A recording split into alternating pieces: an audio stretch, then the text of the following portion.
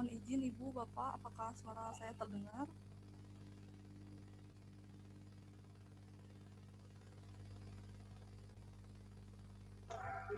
Baik, sudah terdengar.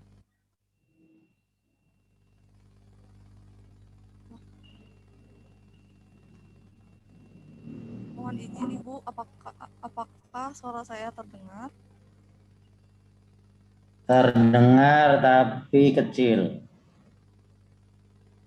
Siap.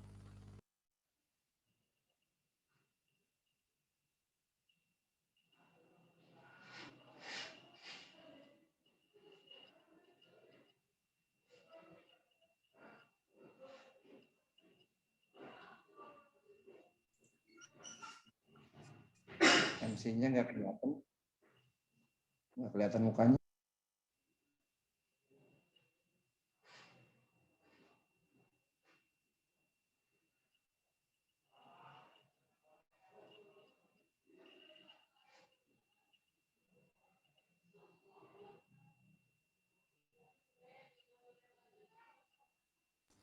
Cek, apakah terdengar?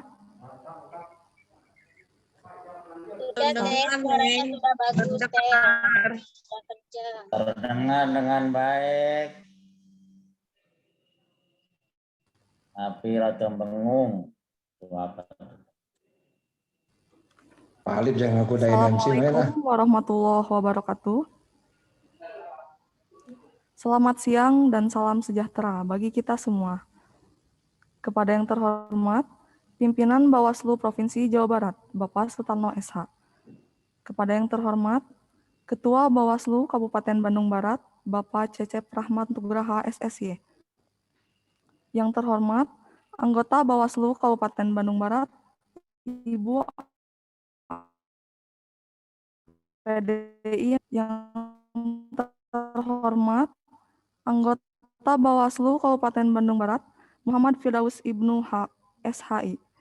Yang terhormat, Anggota Bawaslu Kabupaten Bandung Barat, Bapak Said Hudri SPDI.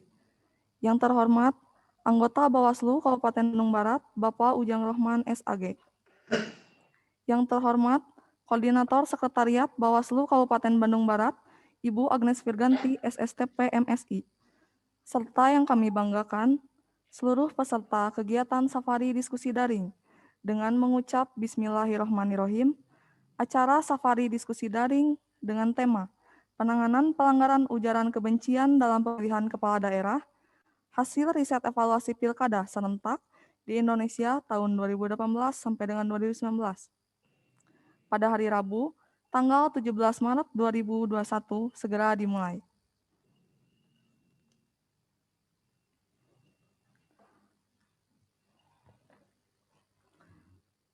Memulai rangkaian acara pada siang hari ini, kita akan sama-sama menyanyikan lagu Kebangsaan Indonesia Raya dan Mars Bawaslu. Hadirin dimohon berdiri.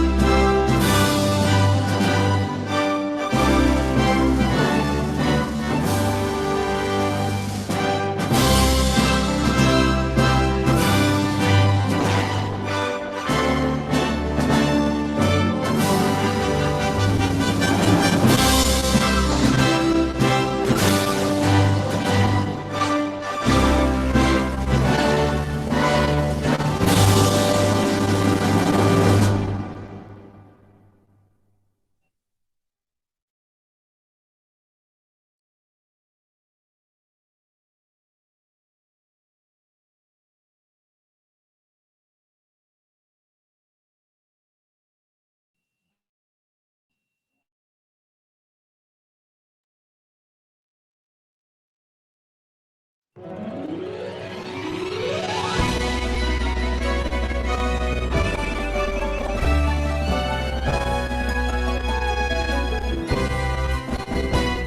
pengawas pemilihan umum, mengabdi untuk negara dan berjiwa Pancasila, bertugas untuk mengawal demokrasi bangsa Indonesia.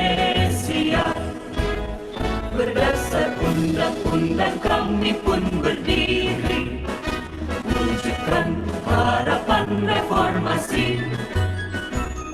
Kobar semangat kami tak akan berhenti, ayo awasi.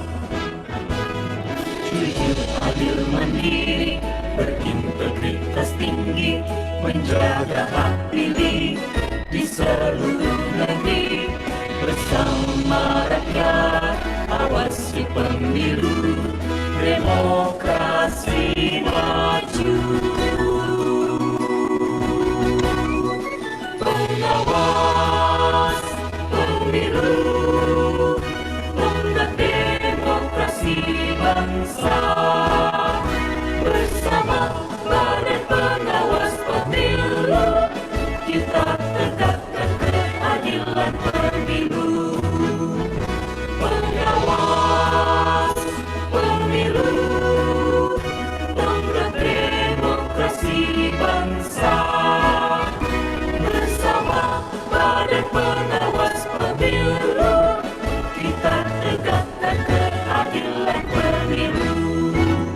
Kita tegakkan keadilan pemilu.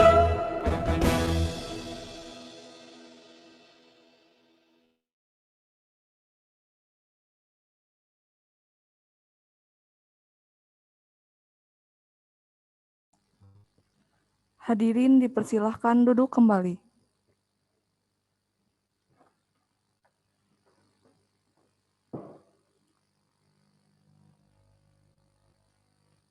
Berikutnya, kata sambutan yang akan disampaikan langsung oleh Ketua Bawaslu Kabupaten Bandung Barat.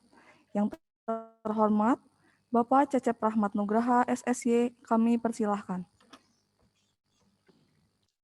Assalamualaikum warahmatullahi taala wabarakatuh. Waalaikumsalam. Yang terhormat dan yang sama-sama kita hormati, pimpinan Bawaslu Jawa Barat, Bang Noek, Bapak Sutarno, Koordinator PP Bawaslu Jawa Barat, yang juga hadir di kantor Bawaslu Kabupaten Bandung Barat pada saat ini. Yang saya hormati sahabat-sahabat pimpinan Bawaslu Kabupaten Kota se-Jawa Barat, juga rekan-rekan lainnya yang juga ikut, mungkin ada staf, ada korsek, dan lainnya, dimanapun sahabat-sahabat berada. Yang saya hormati pimpinan Bawaslu Kabupaten Bandung Barat, beserta koordinator sekretariat dan rekan-rekan staf yang juga hadir pada kesempatan kali ini di kantor Bawaslu Kabupaten Bandung Barat. Bismillahirrahmanirrahim. Alhamdulillahirrahmanirrahim. Amma ba'du. Ucapan terima kasih tentunya tersemat kepada pimpinan Bawaslu Jawa Barat, yakni Pak Ketua dan Abah, karena sudah mempercayakan kepada kami Bawaslu Kabupaten Bandung Barat untuk menyelenggarakan kegiatan safari diskusi daring pada kesempatan kali ini. Dan tentunya tanpa dorongan motivasi dan arahan dari beliau-beliau ini, kegiatan ini tidak dapat terselenggara dengan baik tentunya.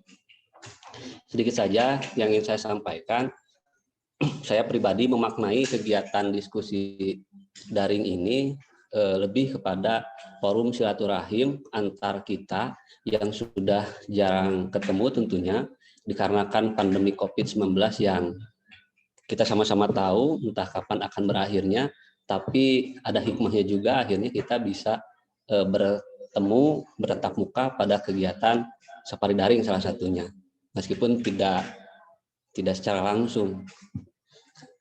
Yang kedua, dalam hal ini saya memaknai bahwa safari diskusi daring ini lebih ke ruang di mana kita bisa mengakselerasi pemikiran kita berkenaan dengan tugas fungsi kita di Bawaslu. Selain pada itu juga agar nalar dan ingatan kita tidak tumpul juga berkenaan dengan pemilu dan demokrasi dan isu-isu lainnya tentunya. Pada prinsipnya, sekali lagi saya menyampaikan terima kasih kepada pimpinan Bawaslu Jawa Barat beserta sekretariat Bawaslu Jawa Barat dalam hal ini divisi organisasi dan SDM Bawaslu Jawa Barat yang sudah menginisiasi dan mendorong kami di Bawaslu Kabupaten Bandung Barat untuk menyelenggarakan kegiatan safari diskusi daring. Itu saja mungkin yang ingin saya sampaikan. Terima kasih. Akhirul kalam, wallahu muwaffiq ila aqwamit thoriq. Wassalamualaikum warahmatullahi wabarakatuh. Waalaikumsalam warahmatullahi wabarakatuh. Sebagai ungkapan rasa syukur kepada Tuhan Yang Maha Esa, marilah kita bersama-sama memanjatkan doa yang akan dipimpin langsung oleh Bapak Habibullah SPD. Kepadanya disilahkan.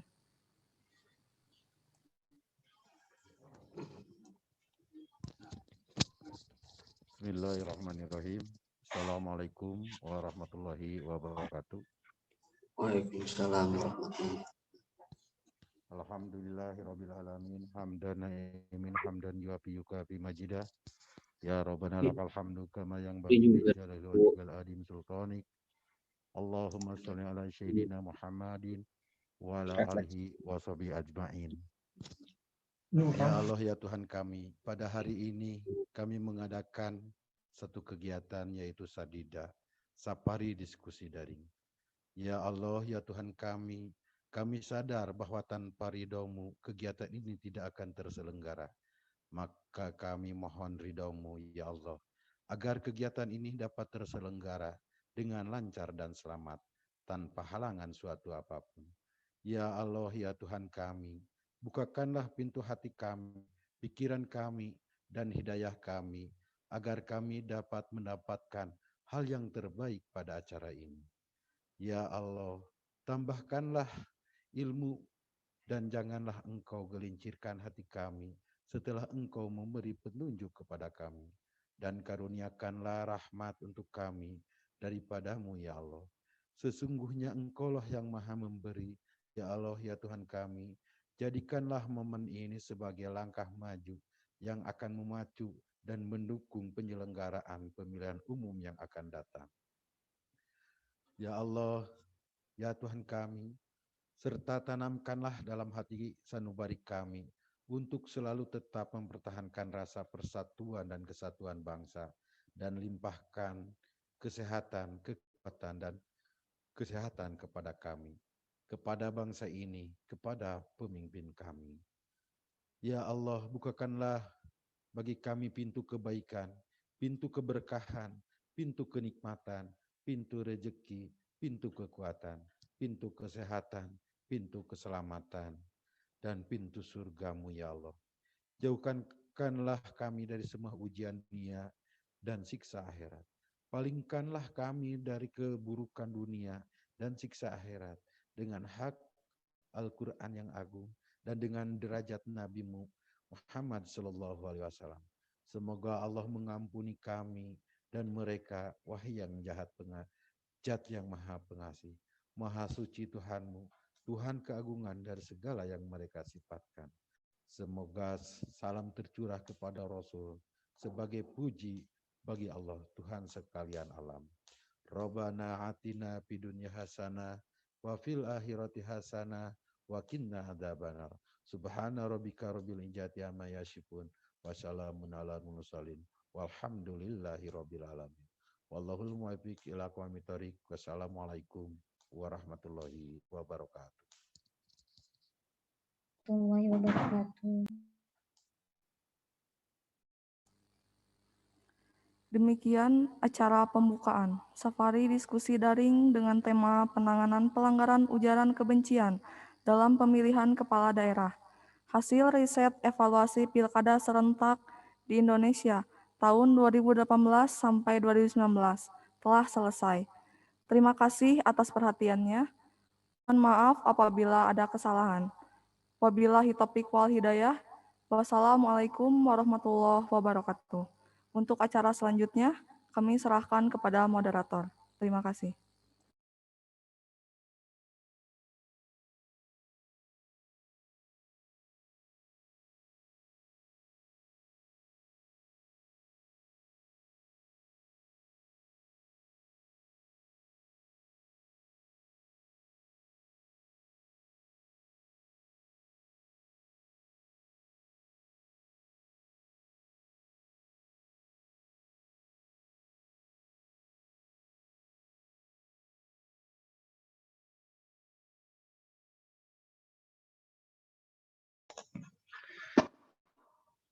Bismillahirrahmanirrahim. Assalamualaikum warahmatullahi wabarakatuh.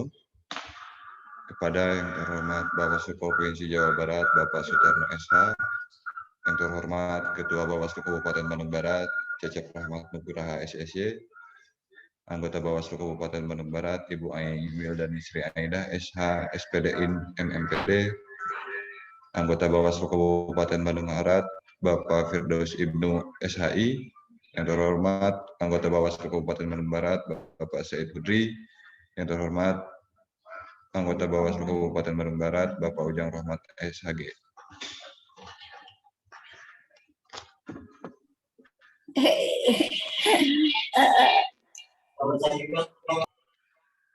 Serta hadirin yang saya hormati dan saya banggakan. Izinkan saya memandu acara kegiatan pada hari ini dalam safari diskusi daring dengan tema penanganan pelanggaran ujaran kebencian dalam pemilihan kepala daerah yang merupakan hasil riset evaluasi pilkada serentak di Indonesia tahun 2018 sampai 2019. Ujaran kebencian banyak ditemukan di media sosial, apalagi di era digital. Baik itu berupa hasutan, provokasi, ataupun ajakan dalam melakukan proses politik dan demokrasi di kompetisi pilkada di daerah-daerah. Lalu bagaimana norma ujaran kebencian yang berlaku pada pemilihan wakil bupati dan wakil bupati pada tahun 2018 ataupun pada tahun-tahun sebelumnya? Saya kira ini menjadi hal yang menarik untuk kita diskusikan. Mengingat sebagai penyelenggara pemilu, kita memiliki keterbatasan wewenang, kekuasaan, serta upaya-upaya dalam menangani proses keadilan demokrasi sebagai pengawas pemilu. Namun sebelumnya, kita belum masuk ke dalam perdiskusian kita, narasumber-narasumber kita yang sudah hadir, ada baiknya kita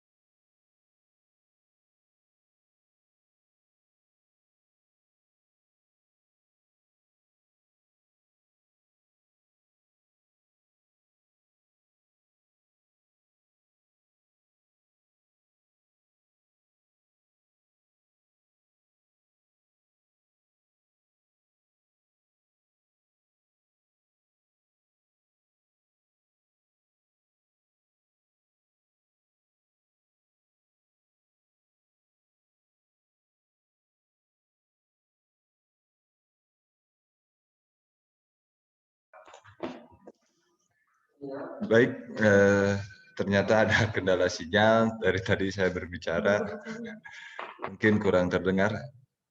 kita cek dulu ya, tes. Bapak Ibu bisa mendengarkan suara saya?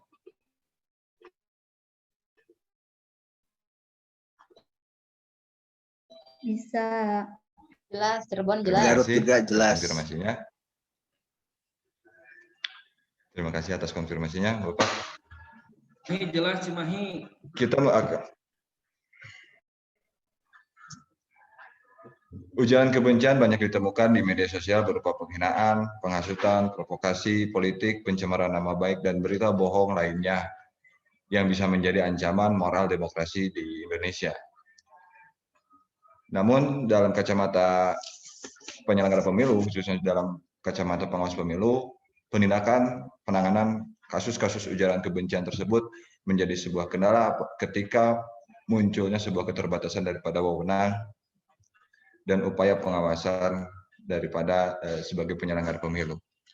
Nah, lalu bagaimana norma ujaran kebencian yang berlaku pada pemilihan bupati tahun 2018, tahun 2019, ataupun tahun-tahun sebelumnya?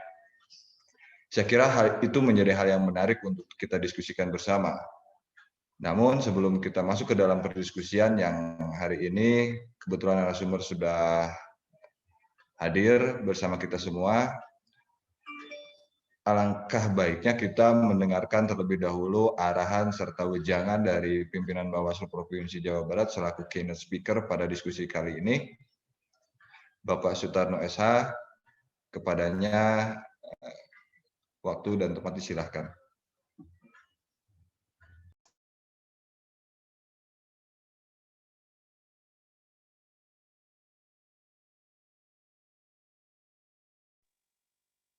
Baik,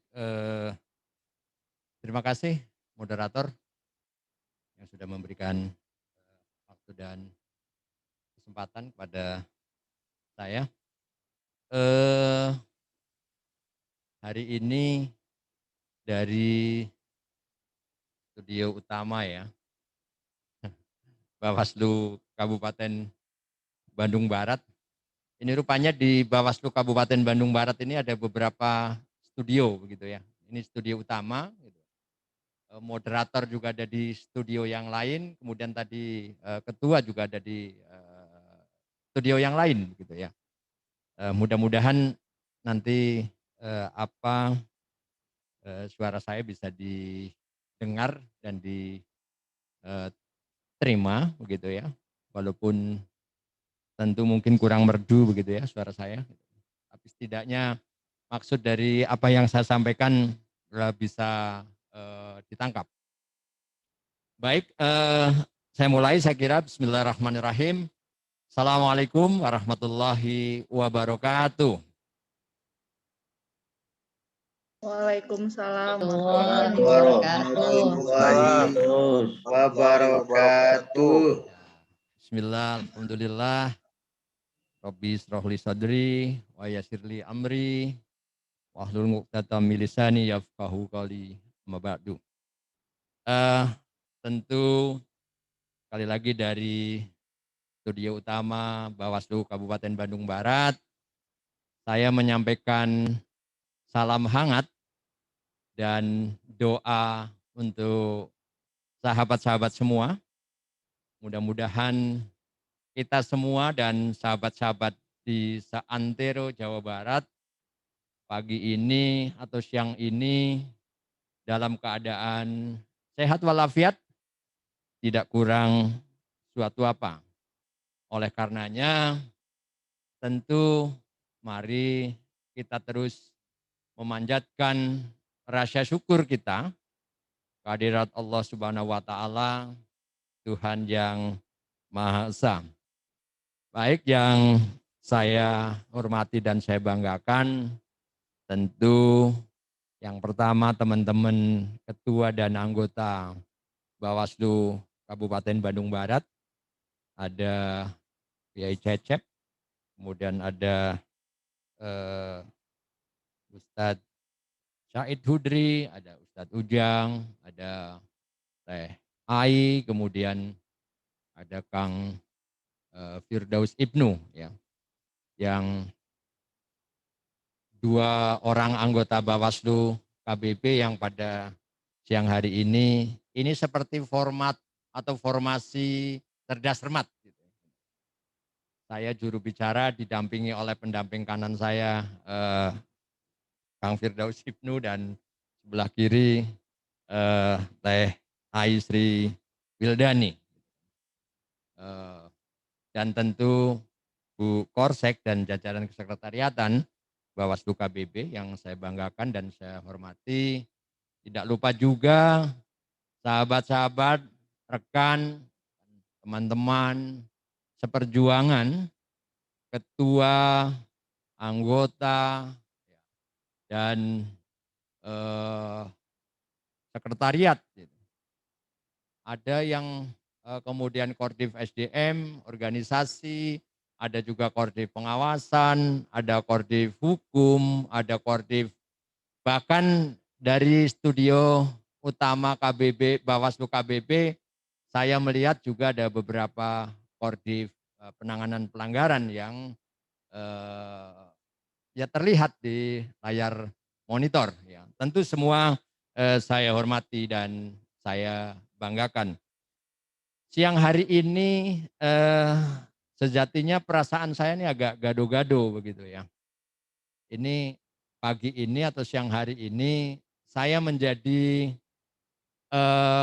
pemain pengganti ini. Karena sejatinya untuk agenda Sadida, namanya keren sekali ya gitu kan. Macam nama grup kasidah ini, Sadida. Safari diskusi daring. Mudah-mudahan dalam waktu dekat enggak daring lagi, tapi luring. Gitu ya. Karena sejatinya di awal dijadwalkan yang akan mengisi acara dari unsur ketua ataupun anggota Bawaslu Jawa Barat adalah Pak Haji Yusuf Kurnia gitu ya. Tetapi karena beliau sedang ada agenda di Jakarta, Pak Ketua Bawaslu Provinsi menugaskan saya. Mudah-mudahan tidak mengecewakan walaupun saya menjadi pemain pengganti begitu ya.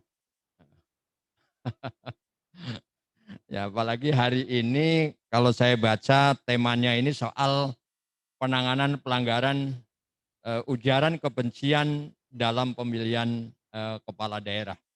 Di sana ada kata-kata penanganan, tentu sangat ini kalau nggak biasa shooting itu jadi saya bingung nih kameranya yang mana gitu ya. Sini ya kameranya ya. Oke. Baik, jadi sekali lagi karena saya ulang, karena ada kata-kata penanganan pelanggaran, maka tentu sangat dekat dengan kerja-kerja penanganan pelanggaran yang khususnya saya lakukan ya dalam penyelenggaraan pemilu sebelum pemilu pilkada serentak tahun 2018. Walaupun saya atau kami Bawaslu Jawa Barat itu tinggal di injuri ya, di ujung ya, mendekati final. Gitu kan. Saya mengingat betul bahwa saya dan jajaran ketua anggota Bawaslu Provinsi Jawa Barat dilantik sebagai Bawaslu Jawa Barat itu pada tanggal 25 Juni 2018. Kemudian pada tanggal 27 Juni 2018 adalah hari pungut hitung. Ya, dan tentu juga pada penyelenggaraan pemilu serentak tahun 2019 dan pilkada serentak tahun 2020 yang lalu. Tentu saya mencoba mengingat-ingat kembali gitu kan terkait dengan penanganan pelanggaran yang terkait dengan ujaran kebencian atau dalam bahasa Inggrisnya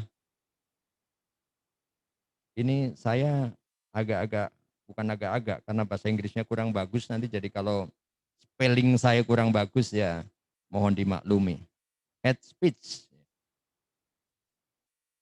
Saya coba mengingat-ingat kembali gitu kan, apakah ada putusan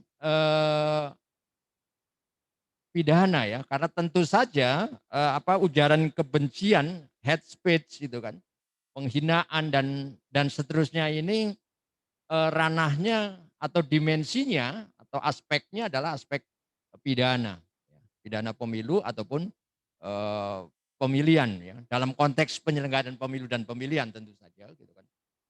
Seingat saya memang pada gelaran penyelenggaraan Pilkada serentak 2018 tidak ada satupun begitu ya putusan pidana terkait dengan ujaran kebencian. Baru pada pemilu 2019 sejauh ingatan saya, nanti teman-teman juga bisa mengoreksi begitu kalau saya keliru.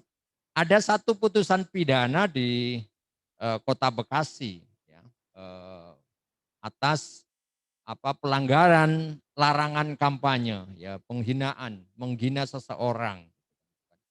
Mudah-mudahan ini dari Kota Bekasi nanti juga ada yang sudah bergabung di forum ini. Oh, ada tadi Kota Bekasi. Kalau Bu Aan Kabupaten Bekasi. Mudah-mudahan dari Kota Bekasi ada gitu kan.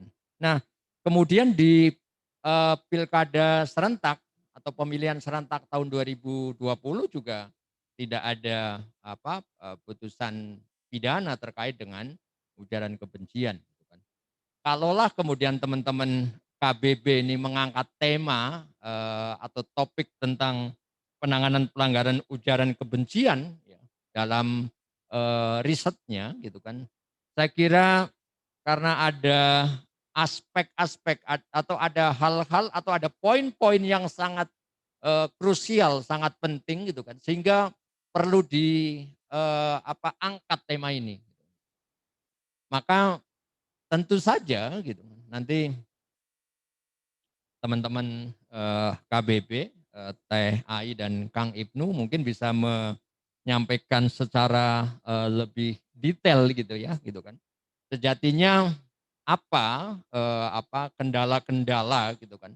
Kalaupun belum ada sebuah perkara yang katakanlah menjadi success story ya dalam penegakan hukum ya dalam pemilu ataupun konteksnya bagaimana agenda kita pada siang hari ini adalah pada penyelenggaraan pemilihan kepala daerah. Sebagai bukti keseriusan sahabat-sahabat sekalian, moderator saya diberi waktu berapa menit moderator? Seluas-luasnya pimpinan. Iya. Jangan seluas-luasnya, saya inginnya sesempit-sempitnya gitu kan. Baik, ini masih ada justru pendamping kiri kanan saya nanti yang lebih jauh tentu akan mengupas gitu ya. Karena tema hari ini sejatinya juga sudah termuat dalam buku serial evaluasi pilkada serentak di Indonesia gitu kan. Yang ini diterbitkan bukan saja oleh Bawaslu Jawa Barat tetapi juga Bawaslu Republik Indonesia gitu kan. Memang sekali lagi saya belum membaca secara detail gitu ya tulisan-tulisan atau hasil-hasil riset ya yang telah dihasilkan ya oleh sahabat-sahabat semua. Baik, saya coba membuktikan keseriusan saya sebagai pembuka diskusi pada siang hari ini. Saya kira kalau pakai kata keynote speaker kayaknya terlalu keren lah untuk saya gitu ya. Sebagai pembuka diskusi saya. Moderator boleh dibuka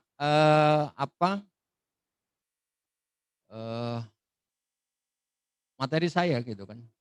Ya ini bukan BIMTEK ya, tapi memang ya sekedar menunjukkan bahwa saya mencoba membaca lah ya, walaupun sedikit. Ya.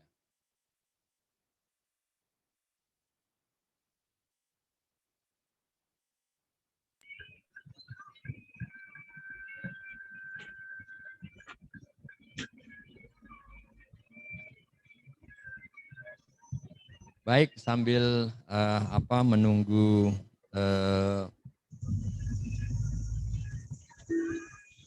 tayangan begitu ya. Kok lama ini? Lagi loading. Memang loadingnya lama ya. Ini pengaruh sinyal atau apa? Oh gitu ya. Mudah-mudahan juga menjadi evaluasi gitu ya. Jadi hal-hal teknis gitu kan. Kalau kemudian membuka slide saja butuh waktu 5 menit kan waktunya jadi kurang efektif gitu ya. Tentu menjadi catatan perbaikan kita semua ke depan. Karena saya tahu Sadida ini kan akan bergilir ya 27 kabupaten kota gitu ya. Baik, belum juga. Ya di Padalarang memang terkenal agak-agak macet lalu lintasnya gitu ya. Jadi maklum gitu. Mungkin ini terinspirasi gitu ya.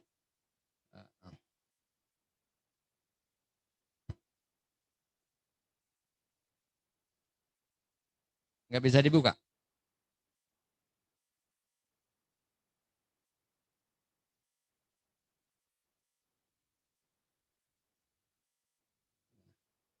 Jadi sambil menunggu teman-teman boleh sambil menyeruput kopi lah begitu ya. Karena saya kira pimpinan mohon waktu. Ya, karena acara ini diikuti oleh internal kita ya, gitu kan. Tidak ada peserta dari luar gitu kan. Jadi silahkan kalau yang ada kopi di depannya gitu kan bisa diseruput. Baik,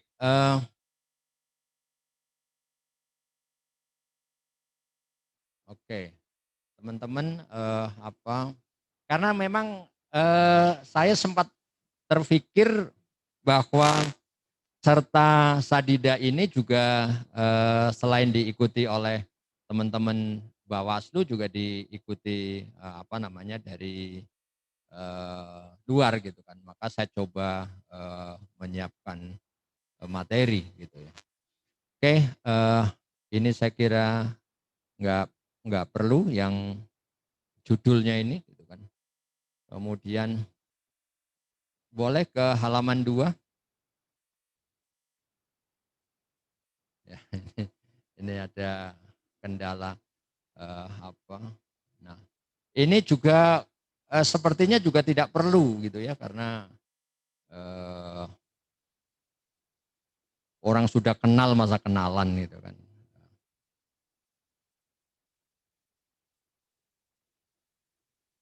Oke, nggak apa-apa kalau ini saya coba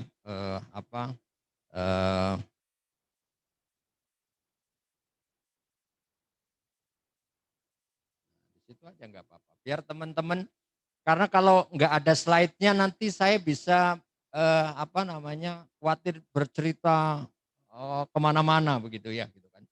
Maka untuk mengguiden agar obrolan saya tidak kemana-mana, ya lebih baik saya buatkan slide begitu ya. Tentu ini teman-teman bisa baca apa yang dimaksud dengan ujaran kebencian begitu ya.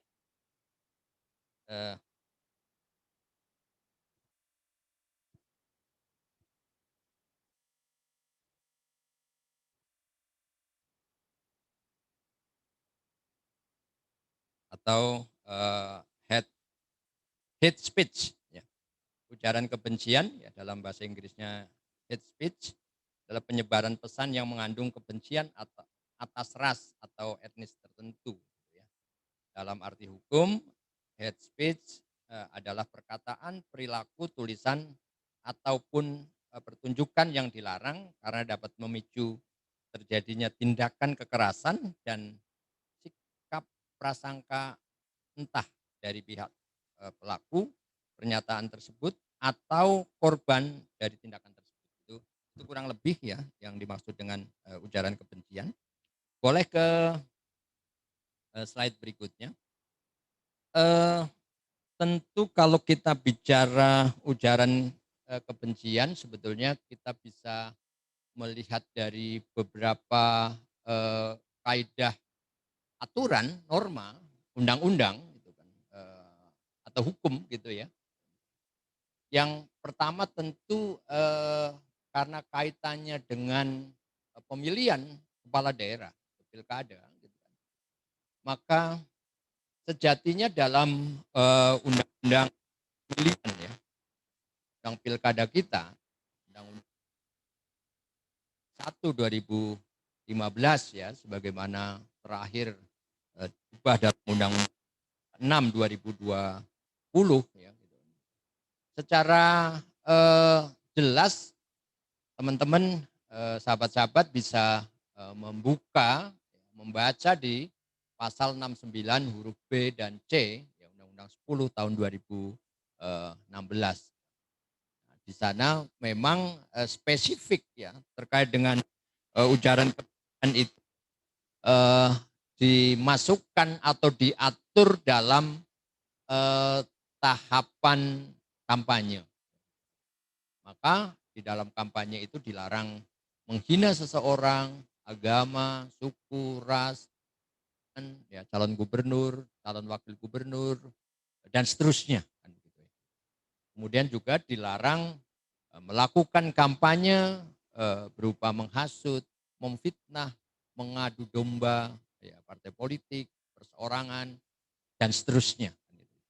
Sering kita mengistilahkan dengan black campaign. Ada black campaign, kemudian juga ada negatif campaign. Dua hal yang berbeda. Gitu ya. Tapi hari ini kita tidak sedang membahas atau mendiskusikan apa itu perbedaan black campaign dan negatif campaign. Nah, berikutnya di halaman berikutnya, slide berikutnya. Ini yang tadi di awal saya sampaikan bahwa terkait dengan ujaran kebencian ini aspeknya ya atau dimensinya gitu adalah dimensi pidana ya, pidana pemilihan gitu kan. Maka coba kita buka di pasal 187 ya, ayat 2 Undang-Undang 10 2016.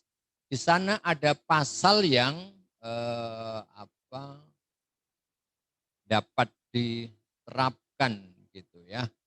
Apabila ada pelanggaran terhadap ketentuan pasal 69 ya gitu. Tentang larangan kampanye yang tadi sudah saya cuplik ya terkait dengan ujaran kebencian. Ini pasal pidananya. Maka tentu saja gitu kan ini proses ya, proses penanganannya yang dilakukan oleh pengawas pemilu ya, oleh Bawaslu ya, dalam konteks penanganan atas ujaran kebencian gitu kan. Ini mengacu kepada ketentuan pidananya gitu kan. Di mana ada kita tahu gitu kan ada 3 unsur ya yang tergabung dalam wadah sentra Gakumdu ya. Nah, tapi tentu bukan soal bagaimana teknis penanganan pelanggaran yang harus dilakukan. Sekali lagi hari ini kita tidak sedang melakukan kegiatan BIMTEK atau Rakernis gitu ya. Bagaimana proses penanganan pelanggaran pidana ya khususnya terkait dengan pasal 187 ya, ayat 2 Yunto pasal 69 itu tidak menjadi topik bahasan kita pada siang hari ini. Kemudian berikutnya dalam kaidah kitab undang-undang hukum pidana, ya, kita juga bisa melihat gitu ya, bisa membaca bahwa ada ketentuan yang bisa diterapkan ya bagi siapapun yang kemudian melakukan perbuatan ya, berupa ujaran kebencian. Kita bisa lihat di pasal 310 ayat 1 dan ayat 2 ya, kitab undang-undang hukum pidana. Ini saya kira tidak perlu saya baca lebih lanjut begitu ya. Slide-nya nanti sebagai pengingat saja untuk teman-teman juga bisa diterima ya. Artinya poinnya adalah bahwa gitu kan, bukan saja dalam kaidah undang-undang pemilu atau pemilihan atau pilkada yang dapat diterapkan, tapi juga larangan ujaran kebencian ini bisa diterapkan undang-undang tentang KUHP. Baik, boleh ke slide berikutnya. Ya. Dan berikutnya, selain undang-undang pemilu atau undang-undang pemilihan dan KUHP yang bisa diterapkan, kita juga mengingat betul, memahami betul bahwa ada undang-undang ITE, undang-undang yang mengatur tentang informasi, betul ya, informasi transaksi elektronik gitu ya. Suka agak-agak kurang pede gitu menyebut, karena seringnya kita menyebut undang-undang ITE begitu ya, tanpa kepanjangannya apa sebetulnya ya, kan begitu ya. Dan banyak sekali lah ya dalam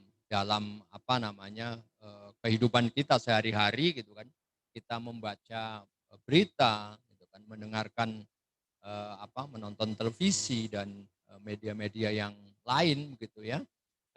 Banyak kemudian pihak-pihak yang disangkakan ya melakukan pelanggaran undang-undang ITE.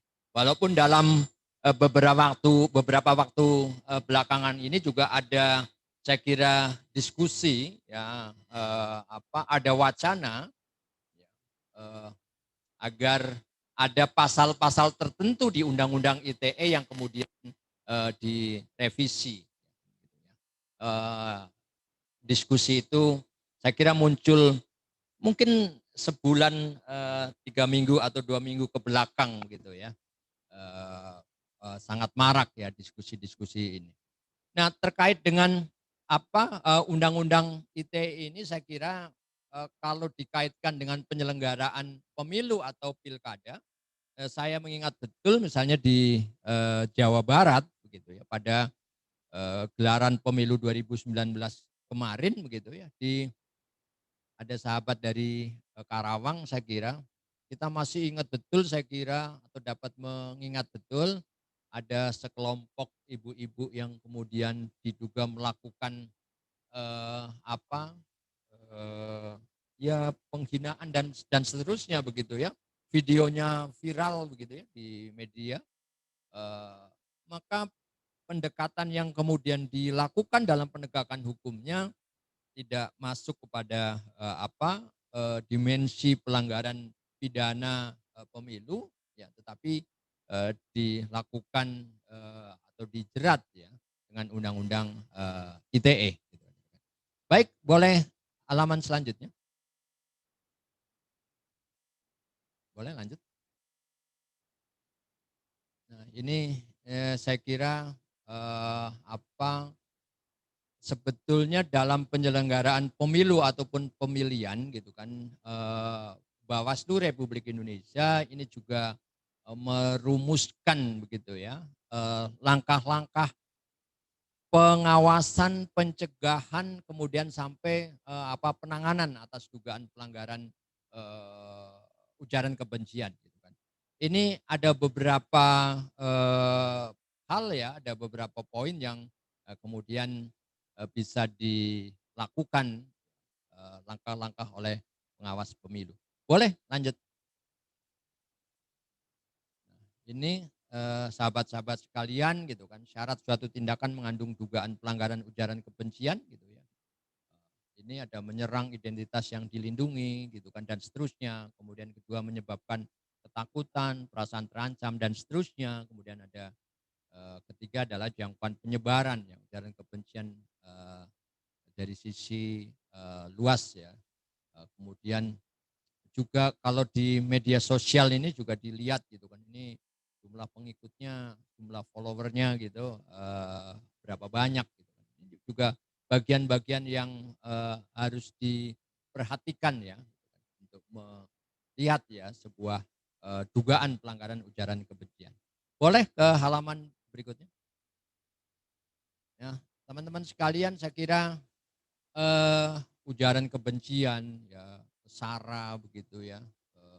Ini juga sangat kita hindari gitu ya.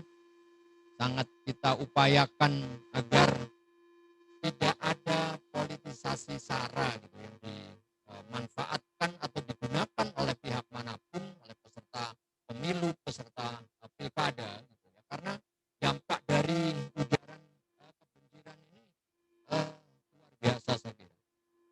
Banyak contoh dari sebuah informasi sejatinya begitu ya, yang kontennya atau isinya terkait dengan ujaran kebencian yang bisa jadi belum sepenuhnya terverifikasi kebenarannya.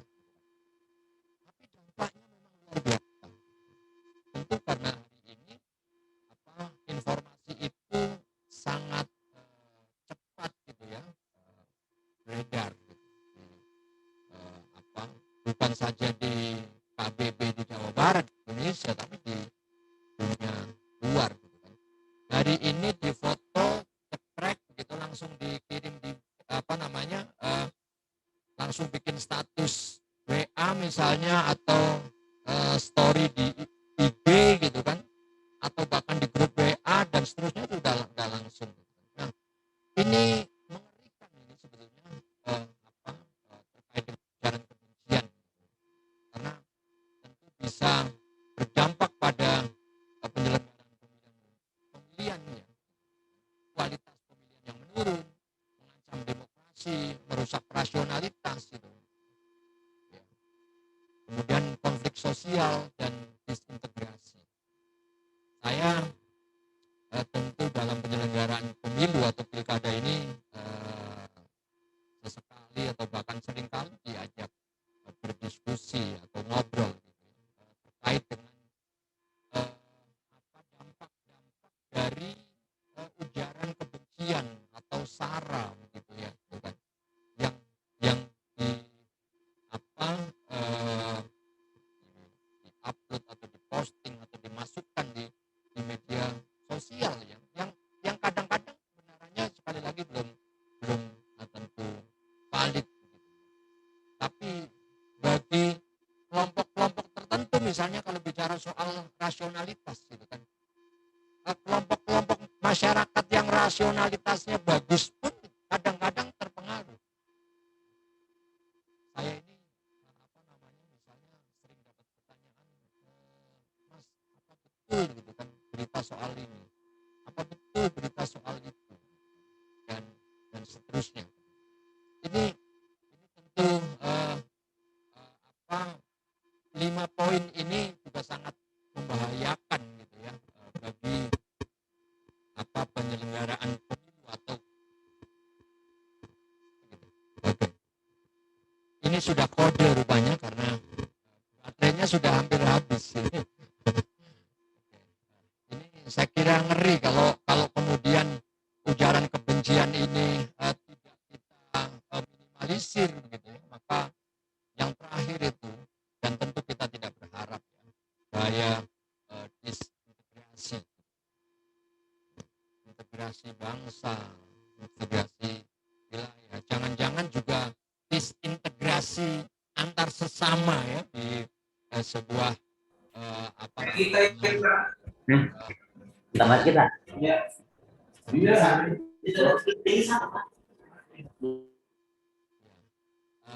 Baik, iklan tadi ya.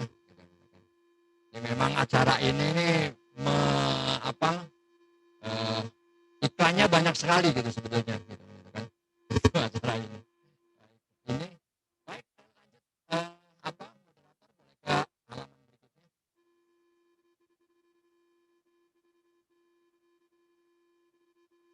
Ya. Ini teman-teman sekalian, tentu dalam konteks meminimalisir atau menghilangkan bahkan gitu kan ujaran kebencian, maka Bawaslu juga melakukan beberapa langkah-langkah selama penyelenggaraan pilkada ataupun pemilu. Ini ada beberapa poin yang sudah dilakukan ya, beberapa hal yang sudah dilakukan oleh Bawaslu ya, dari level Bawaslu RI gitu kan, Bawaslu provinsi, Bawaslu kabupaten kota, bahkan sangat mungkin juga dilakukan oleh sahabat-sahabat atau rekan-rekan kita di jajaran Panwascam, PKD dan juga PTPS. Sahabat-sahabat sekalian, saya kira ini sebagai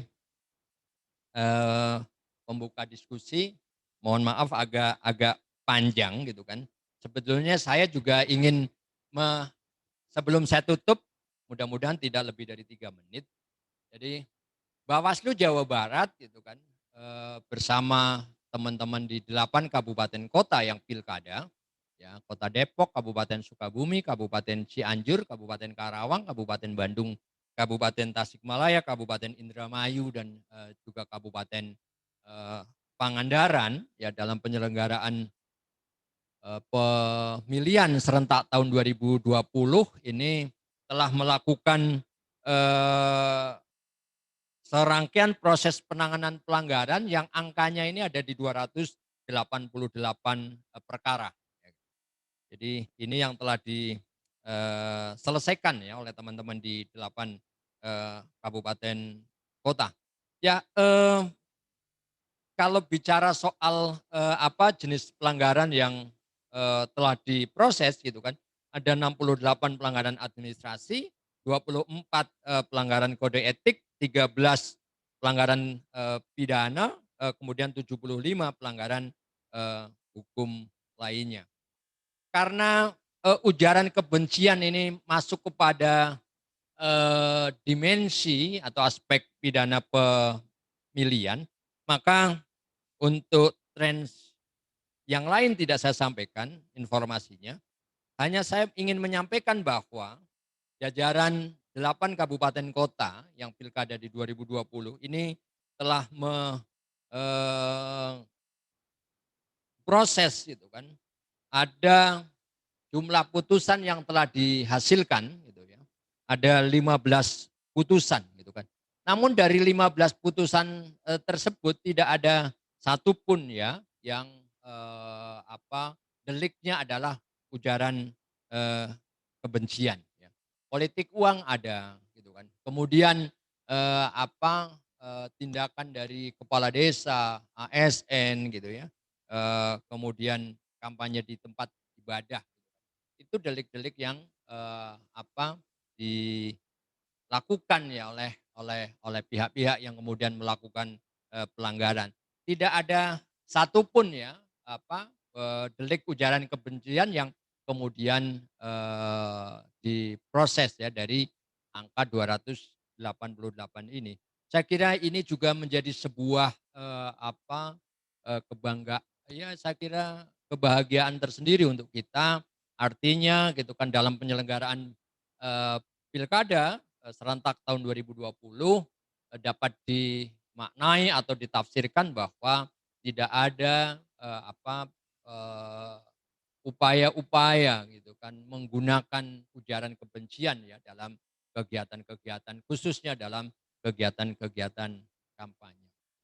Saya kira itu yang dapat saya sampaikan sebagai pembuka dari materi utama dari Teh Ai dan Kang Ibnu. Terima kasih banyak sahabat-sahabat semua, rekan-rekan semua atas atensinya, dan saya meminta maaf apabila ada hal-hal yang kurang pas yang saya sampaikan kepada teman-teman. teman-teman semua. Saya nggak tahu nanti ada forum diskusi atau tidak gitu kan. Tetapi mengantisipasi tidak ada diskusi, maka saya menutup sesi penyampaian gitu kan, prolog ya untuk paparan berikutnya. Sekali lagi terima kasih. Mohon maaf. Wallahul muwaffiq ila aqwamit thoriq. Assalamualaikum warahmatullahi wabarakatuh. Saya kembalikan ke moderator. Waalaikumsalam warahmatullahi wabarakatuh. Waalaikumsalam warahmatullahi wabarakatuh.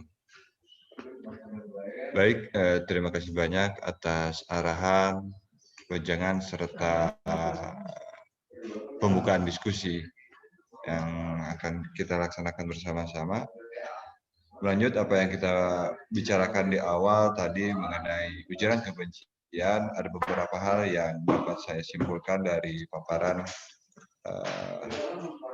Pak Kordip, penindakan pelanggaran Bawaslu Provinsi Jawa Barat. Di antaranya adalah bagaimana kita melakukan kajian terhadap dugaan pelanggaran ujaran kebencian yang sering kali terjadi yang menjadi fenomena di dalam pilkada ataupun pemilu. Salah satunya adalah mengidentifikasi identitas, kemudian mengidentifikasi konten bahasa yang digunakan, mengukur dampak, membuktikan kausalitas antara ekspresi kebencian dengan dampak yang ditimbulkan, dan lain sebagainya. Tentunya hal ini menjadi sebuah pengantar yang sangat menarik, yang bisa kita jadikan catatan referensi untuk kedepannya mengkaji kembali fenomena ujaran kebencian di tengah pilkada ataupun pemilu. Selanjutnya, membicarakan tentang ujaran kebencian, kita tarik bahwasanya fenomena ini menjadi sebuah fenomena yang memiliki dampak yang cukup besar dan cukup luas ketika memang jangkauan daripada hate speech, ujaran kebencian itu masuk ke dalam dunia maya. Di era digital hari ini, teknologi media sosial menjadi sebuah wahana, menjadi sebuah kanal informasi yang bisa menjadi ruang kesalahpahaman, misinformasi yang menjadi juga ruang yang baru dalam mengembangkan strategi pengawasan. Lantas bagaimana kita menyikapi sebagai pengawas pemilu? Tentunya ini akan dibahas tuntas oleh narasumber-narasumber yang luar biasa pada hari ini, pada siang hari ini.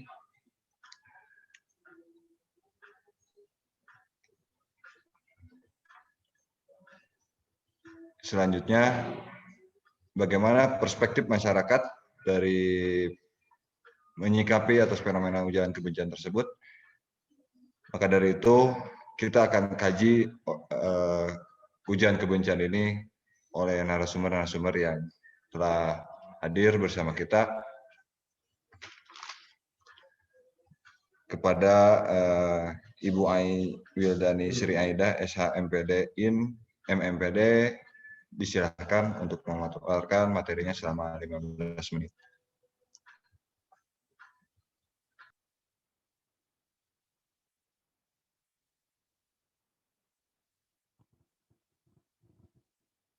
Bismillah.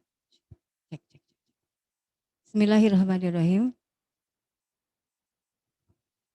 Sehelai daun bidara jatuh di kolam kebun raya.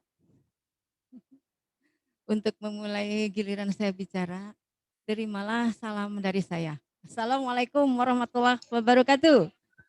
Assalamualaikum warahmatullahi wabarakatuh. Waalaikumsalam warahmatullahi wabarakatuh. Waalaikumsalam warahmatullahi wabarakatuh. Alhamdulillah. Sahabat-sahabat semua, hari ini merupakan keistimewaan bagi kami untuk menyampaikan beberapa hal terkait tentang hasil riset yang telah kami lakukan. Dan alhamdulillah ini sudah termuat di dalam buku yang diterbitkan oleh Bawaslu RI. Kabupaten Bandung Barat mendapat kesempatan untuk bergabung mencurahkan gagasan terkait dengan evaluasi pilkada serentak dari tahun 2018 sampai 2020. Yang terhormat pimpinan Bawaslu Provinsi Jawa Barat, dalam hal ini hadir secara langsung Pak Korbit Penanganan Pelanggaran, yang terhormat Ketua Bawaslu Kabupaten Bandung Barat beserta seluruh pimpinan, dan para sahabat semua, para ketua dan anggota Bawaslu Kabupaten Kota se-Jawa Barat. Bisa dibantu slide muncul. Saya tidak akan banyak menyampaikan informasi karena bukunya sudah ada dan bisa dibaca lebih cermat lagi. Tapi tentu saja berkaitan dengan ujaran kebencian yang harus ditangani oleh Bawaslu meskipun itu di luar kewenangan, karena fenomena sekarang, slide kedua. Fenomena sekarang itu kita sudah memasuki demokrasi digital. Demokrasi digital ini bukan demokrasi yang baru, tetapi hanya sekedar penataan demokrasi mengikuti perkembangan teknologi informasi. Yaitu dengan ciri bahwa ada interaktif yang luar biasa dari masyarakat pemilih maupun seharusnya diterima oleh para penyelenggara pemilu termasuk di dalamnya pengawas pemilu.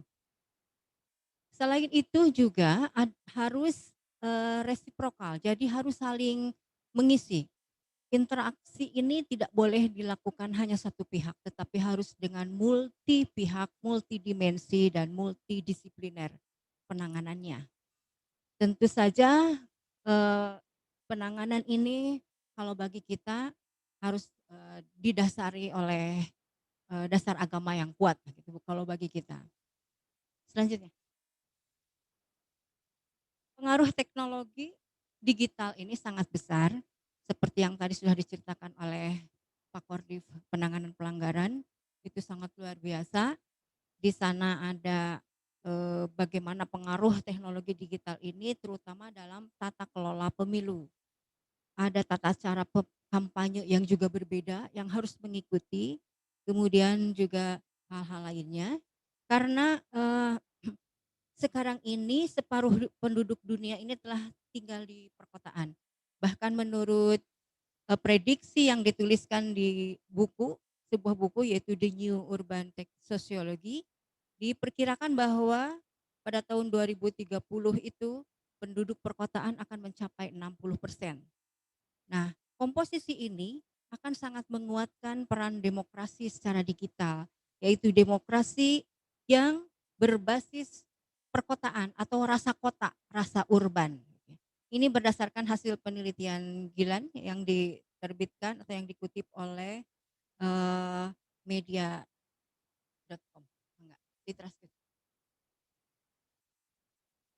Peran media sosial di era digital ini sangat luar biasa, seperti yang sudah kita rasakan dan mungkin nanti akan lebih melejit lagi, gitu ya.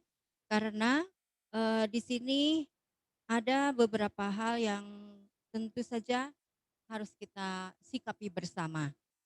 Pada awalnya medsos ini hanya berfungsi sebagai promosi sebuah produk secara positif, sebagai platformnya gitu ya. Tetapi sekarang berkembang menjadi ruang-ruang yang berbasis demokrasi ini. Nah, inilah ada sisi negatif yang harus kita sikapi bersama. Tentu saja banyak sekali fenomena yang harus kita hindari, misalnya keburukan-keburukan dari media sosial, yaitu munculnya ujaran kebencian, kemudian berita bohong, dan seterusnya yang akan membuang waktu kita, membuang uang, kemudian mengalihkan isu dari isu yang awalnya seharusnya berjalan sesuai dengan tahapan yang direncanakan, yang formal, tetapi ternyata dialihkan oleh isu-isu hoax atau ujaran-ujaran kebencian yang membuang-buang waktu, atau juga bisa dilakukan sebagai sarana untuk penipuan publik atau memicu kepanikan publik di sosial ini. Selanjutnya kita akan lihat bahwa berkaitan dengan teori sistem politik yang disampaikan oleh David Easton, itu di dalam buku yang bisa sahabat-sahabat baca kembali lebih jelas, itu disampaikan oleh Budiarjo tahun 96 dalam buku yang ditulis oleh Arif Hidayat. Di dalam sistem politik ini kita akan mengenal atau memang sudah ditemukan ada banyak sekali kelompok-kelompok penekan. Kelompok penekan ini berusaha untuk mengartikulasikan kepentingannya atau mengagregasi kepentingan para penguasa sesuai dengan keinginan-keinginan dari kelompok-kelompok ini. Dan kita tidak heran jika dalam masa pemilu, memasuki pemilu atau memasuki masa pilkada, itu muncullah pasukan-pasukan cyber yang di sana bertugas untuk menangkal serangan-serangan dan juga justru akan menembuskan informasi-informasi lain yang sesuai dengan keinginan yang diharapkan oleh para kelompok penekan ini. Bahkan kecenderungannya adalah buzzer-buzzer ini merupakan kekuatan dahsyat di dalam media sosial untuk mempengaruhi opini publik. Sehingga akan terjadilah suatu situasi candramawa. Ini istilah bahasa Indonesia ya. Karena saya jurusan bahasa Indonesia menggunakan istilah asli bahasa Indonesia candramawa. Candramawa ini adalah bercampurnya hitam dan putih sehingga menjadi suatu hal yang tidak jelas atau samar. Suatu hal yang jelas akan disamarkan oleh berita hoax atau ujaran-ujaran kebencian yang dibuat dengan sengaja oleh kelompok penekan ini, kelompok para pemangku kepentingan lain gitu yang tidak formal. Sehingga kita menemukan bahwa partai itu sudah beralih bukan sekedar partai biasa yang normal di dunia nyata, tetapi beralih menjadi partai maya karena melakukan ekspansi kemudian mempengaruhi orang gitu ya. Jadi kita sistem politik ini berkembang ke arah sana. Jadi partai-partai sekarang justru yang lebih banyak dipengaruhi atau diterima oleh masyarakat ini menjadi partai-partai maya gitu dengan menggunakan metode-metode strategi komunikasi di dunia maya berupa ujaran-ujaran kebencian. Selanjutnya ujaran kebencian, hate speech tadi sudah dijelaskan oleh Pak Kordiv PP dengan sangat ini rinci gitu ya, bagaimana definisinya. Tetapi dalam tata kebahasaan artinya ujaran kebencian itu sebuah fenomena kebahasaan di luar konsep yang berbahasa, gitu, kesantunan berbahasa sebagai indikator kecerdasan linguistik dan etika berkomunikasi. Jadi mungkin mereka lebih cerdas dalam hal linguistik, tetapi kurang beretika misalnya di dalam komunikasi. Nah ini ada contoh-contoh yang tadi juga sudah disebutkan bahwa ujaran kebencian itu bisa meliputi pencemaran nama baik, ada provokasi politik, bisa menghasut, bisa menghina, bisa menistakan agama atau menyebarkan berita bohong terhadap seseorang. Dalam riset yang telah kami lakukan, kami juga mewawancarai pimpinan Jawa Barat, dalam hal ini Pak Haji Yusuf Kurnia, karena pada saat itu mengawal jelas dengan sangat datanya sangat akurat, itu di tahun 2018 sampai 2020 sedikitnya yang tercatat itu ada 10 kasus hate speech dalam pemilihan kepala daerah. Ada dari sangat kecil ya, nanti akan bisa diperjelas ya oleh sahabat-sahabat semua, nanti bisa di-share oleh panitia. Namun ini hanya gambaran saja bahwa di Cimahi misalnya ada ya kasus hate speech, kemudian di kota-kota lain ya, termasuk di Bandung Barat gitu. Yang terakhir itu kami sampaikan ada juga fenomena untuk kasus ini. Ceritanya sangat yang kami temukan dari dokumen. Nah ini ada isu menuju ke politisasi SARA dan diskriminasi gender yang terjadi. Jadi seharusnya kalau komunikasi itu teduh, maka politik demokrasinya itu juga akan santun gitu ya. Tetapi ternyata ditemukan dari dokumen yang kami teliti, yang kami lihat, itu ada dugaan pelanggaran kasus hate speech yang dilakukan oleh seorang tokoh ulama, seorang Habib gitu ya, menyampaikan dalam acara keagamaan.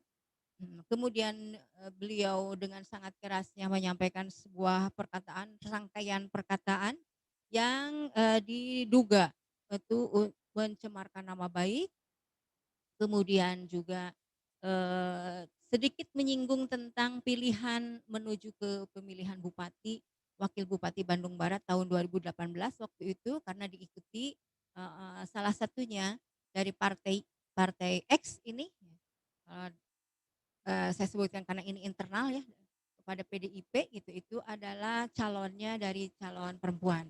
Kemudian ketua umumnya juga perempuan. Jadi ini arahnya itu dibangun ke arah politisasi sara dan diskriminasi gender. Apalagi calon yang sedang dipermasalahkan oleh ulama tersebut itu juga adalah istri Bupati Bandung Barat pada periode pertama. Seperti tadi diceritakan oleh pimpinan Provinsi Jawa Barat, Pak Kordip Penanganan Pelanggaran, ada pasal-pasal yang juga bisa ditemukan keterkaitannya dengan kasus ini, itu bisa dari KUHP, kemudian juga dari Undang-Undang ITE, dan juga dari pasal-pasal yang berkaitan dengan kepemiluan. Ini tidak akan saya bahas lebih jauh ya, karena tadi sudah diceritakan sangat detail. Kemudian hasil investigasi dan klarifikasi ini ternyata bahwa yang paling mendasar itu yang paling bawah itu di sana bahwa legitimasi kewenangan dari panitia pengawas saat itu kan tahun 2018 masih panitia ad hoc. Baru kita yang terlahir permanen ya. Dan mudah-mudahan akan terus permanen ini sampai selamanya gitu ya Pak pimpinan, mudah-mudahan demikian, tidak kembali lagi ad hoc gitu. Karena kewenangannya tidak meliputi kasus ujaran kebencian ini. Jadi ini di wilayah mana? Kalau akan dikaji dengan pelanggaran kampanye, maka Habib tersebut bukanlah tenaga kampanye gitu ya, atau termasuk orang yang termasuk di petugas kampanye, gitu. Tapi pihak lain. Jadi tidak bisa dikaitkan dengan kampanye dalam pemilu. Tapi dalam ITE itu juga bisa dilakukan karena tersebar luas oleh perekamnya, disebarluaskan di WA dan medsos.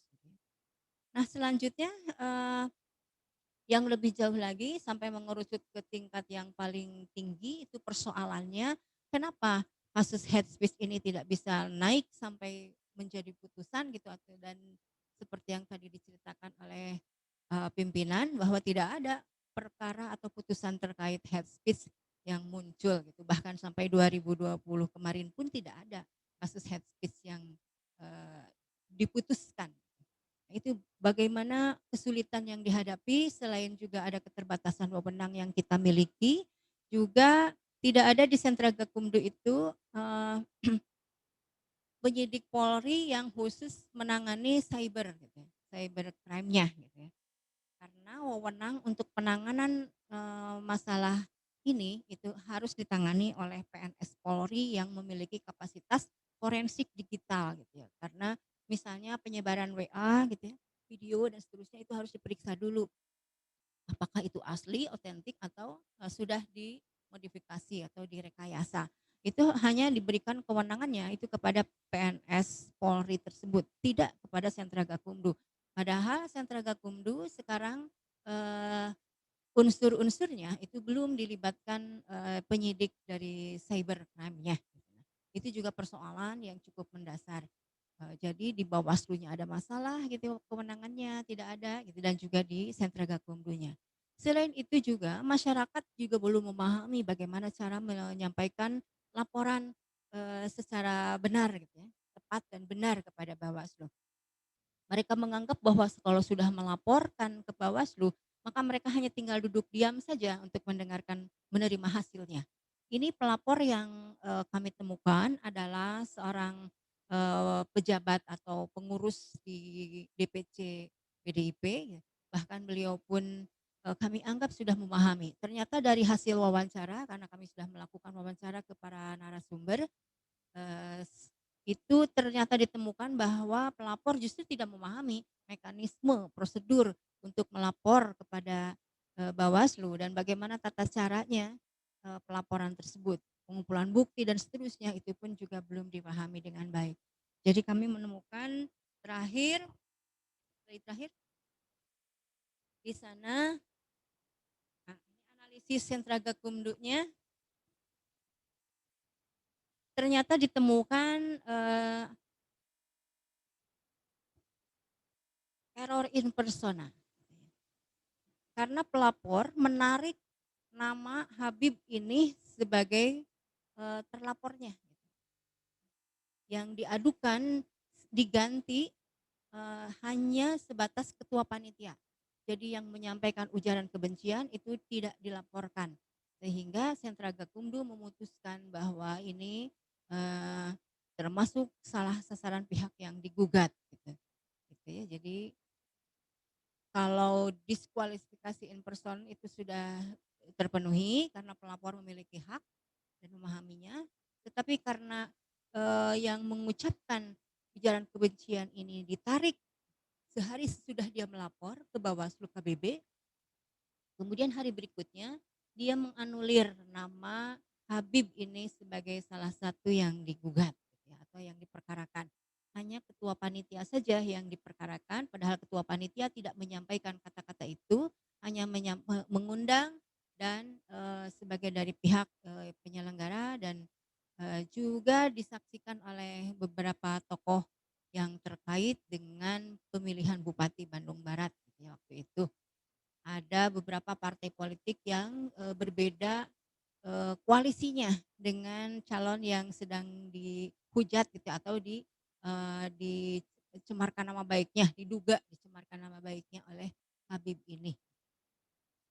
Sehingga Sentra Gakumdu berpikir atau memutuskan menganalisis hal ini, ternyata diproses secara hukum pemilu juga tidak bisa gitu ya, karena Habib dan ketua panitia ini juga bukan tim kampanye, juga bukan peserta kampanye gitu. Kemudian yang dilaporkan pun tidak melakukan ujaran kebencian tersebut, sehingga akhirnya putuskan error in persona dan bukan pelanggaran hasilnya. Itulah sebabnya kasus ini tidak naik sampai ke pengadilan atau justru bahkan putusan gitu yang sedang kita harapkan, tetapi hanya berhenti di analisis Sentra Gakumdu. Nah, selanjutnya. Akhirnya kami menyimpulkan bahwa penanganan pelanggaran ujaran kebencian yang terjadi di pemilihan Bupati, Wakil Bupati Bandung Barat tahun 2018 ini sudah dilakukan. Jadi ini sudah dilakukan secara administratifnya sudah tercatat oleh panitia pengawas sesuai dengan kewenangannya, tetapi hasilnya itu adalah termasuk kategori error in persona dan dinyatakan sebagai bukan pelanggaran. Padahal kasus ini bisa berpotensi memenuhi unsur pelanggaran hukum lainnya. Misalnya tadi yang diceritakan itu pasal 28 ayat 2, pasal 27 Undang-Undang ITE itu juga bisa diperkarakan. Perlu sahabat-sahabat ketahui, para pelapor ini menemukan video itu bukan dari video yang diproduksi sendiri, tetapi dia menemukannya dari video dari orang lain. Gitu. Nah, ketika itu diperiksa, orang tersebut justru menunjuk bahwa mendapatkan video tersebut dari Panwascam. Nah, penanganan pelanggaran kode etik saat itu juga terkendala karena ada rekonstruksi yang berbeda penanganan untuk pelanggaran kode etik dari panitia ad hoc Panwascam. Nah, ini padahal berpotensi untuk memenuhi unsur hukum lainnya. Tetapi ternyata secara de facto itu ditemukan ada potensi pelanggaran, tapi secara de jure itu adalah kewenangan Panwas, termasuk di sini Panwas ad hoc itu tidak ada dilekatkan untuk penanganan pelanggaran ujaran kebencian ini. Sehingga rekomendasi yang dapat kami sajikan, kami sampaikan dan kami mohonkan itu adalah diperlukan payung hukum kewenangan tambahan bagi kita Bawaslu untuk penanganan kasus-kasus seperti ini. Jadi persoalan fenomena ujaran kebencian dan hal-hal lainnya yang di luar wewenang Bawaslu itu tetap harus kita terima ketika ada laporan yang disampaikan oleh masyarakat sesuai dengan pasal 10 ya kalau tidak salah, undang-undang pemilu yang tadi disampaikan bahwa setiap ada laporan pelanggaran itu wajib untuk ditindaklanjuti gitu oleh Bawaslu. Nah, tetapi penindaklanjutannya seperti apa tentu harus memenuhi memiliki payung hukum yang cukup sehingga kita memiliki kewenangan tambahan untuk melakukan penindakan yang sangat tepat gitu untuk fenomena ujaran kebencian dan beberapa fenomena-fenomena yang lain misalnya berita bohong juga diperlakukan hal yang sama. Nah, ini rekomendasi yang kami sampaikan, kami mohonkan di akhir riset yang telah kami lakukan. Itu saja mungkin yang kami sampaikan. Terakhir mengutip dari pendapat Barbara Renold dan Matthew itu bahwa setiap kata memiliki makna yang sangat berarti gitu, karena memiliki efek signifikan dalam berbagai hal. Itu saja mungkin yang saya sampaikan. Ada fotonya Pak Kordip, kita sudah divaksin nih. Sudah melindungi diri, mudah-mudahan sahabat-sahabat semua juga mengikuti program perlindungan dari pemerintah. Kita sehat semua, pandemi COVID segera berakhir dan kita bisa berjumpa, meet up di darat secara lebih lengkap lagi sehingga tadi BIMTEK yang disampaikan oleh Pak Kordip dan pimpinan Jawa Barat dapat kita terima dengan lebih utuh bila kita berjumpa langsung bermuwajahah. Terima kasih, mohon maaf atas pilihan kata yang tidak berkenan dan tidak tersusun rapi. Saya akan kembalikan ke moderator. Assalamualaikum warahmatullahi wabarakatuh. Waalaikumsalam. Waalaikumsalam warahmatullahi wabarakatuh. Waalaikumsalam warahmatullahi. Baik, luar biasa sekali ya pemaparan dari Bu Kordip Penindakan Pelanggaran Bawaslu Kabupaten Bandung Barat, Ibu Aimil dan Sri Aida mengenai ujaran kebencian dan demokrasi digital. Sebelum kita masuk ke dalam sesi pertanyaan, dalam rangka mengefektifkan waktu, kita langsung ke narasumber yang selanjutnya, yakni anggota Bapak Muhammad Firdaus Ibnu. Kepadanya waktu dan kesempatan disilahkan.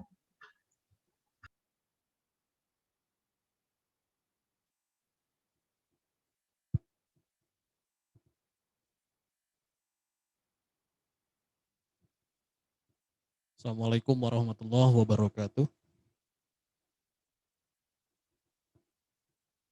Alhamdulillahirrabbilalamin wabihi nasta'inu ala umuri dunya waddin wassalatu wassalamu ala sayyidina Muhammad ma ba'du.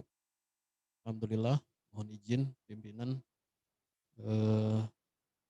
beginilah enaknya menjadi pembicara di akhir, tinggal bercerita saja mungkin kalau saya. Jadi langsung saja mungkin pada awalnya ketika saya ingin bercerita sedikit. Awalnya ketika dulu kami ditunjuk mendapatkan kesempatan untuk melakukan riset ini, sebetulnya kita itu di awalnya ditandemkan dengan Kota Depok, Pak. Jadi karena adanya keseragaman dari tema yang sama. Jadi waktu itu tim dari Kota Depok itu Bang Andre itu sempat juga kami berdiskusi langsung di Turangga di hadapan Ibu Loli waktu itu juga, dan tema yang diangkat oleh Kota Depok tentang politisasi SARA. Dan bahkan kawan-kawan dari Kota Depok itu adalah kasus yang pada saat itu terjadi dalam pilkada hari ini. Nah, berbeda dengan kami di Bandung Barat ini adalah kasus yang terjadi pada saat pilkada 2018 pada waktu itu. Jadi memang diksi hate speech itu sendiri kan tentu ini sudah menjadi suatu bahasa yang viral sejak tahun 2015 dan justru presentasinya itu meninggi ketika terjadi perhelatan atau kontestasi pilkada ataupun pemilu. Nah, seperti contoh yang pernah terjadi juga di pada pilkada DKI, itu ada suatu kasus yang cukup besar ketika ada suatu kelompok yang menamakan diri Saracen, itu kemudian banyak sekali melakukan serangan-serangan ya, dengan melakukan ujaran kebencian melalui website pada waktu itu. Nah, ini juga menunjukkan bahwa hate speech ini tingkat presentasinya itu justru meninggi pada saat pilkada begitu. Nah, tentu diksi hate speech ini yang muncul sudah sejak lama sebetulnya, tetapi hanya momentum saja munculnya ketika pada saat perhelatan-perhelatan tertentu.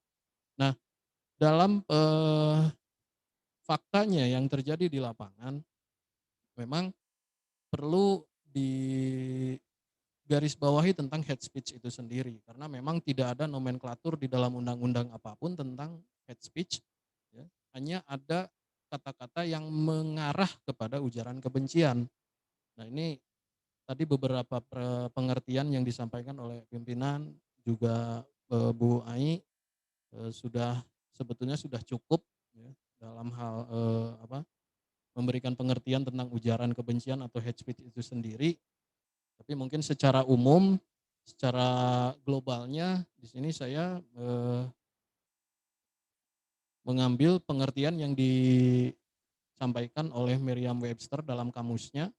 Hate speech itu adalah speech expressing hatred of a particular group of people. Yang artinya ucapan yang mengekspresikan kebencian dalam kelompok tertentu.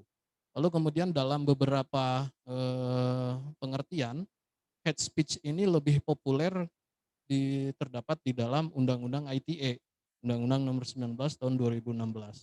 Ini memang kata-kata kebencian, jadi ujaran kebencian itu adalah kata-kata yang merujuk kepada sesuatu hal yang menciptakan sebuah kebencian, permusuhan ataupun isu-isu sara seperti itu.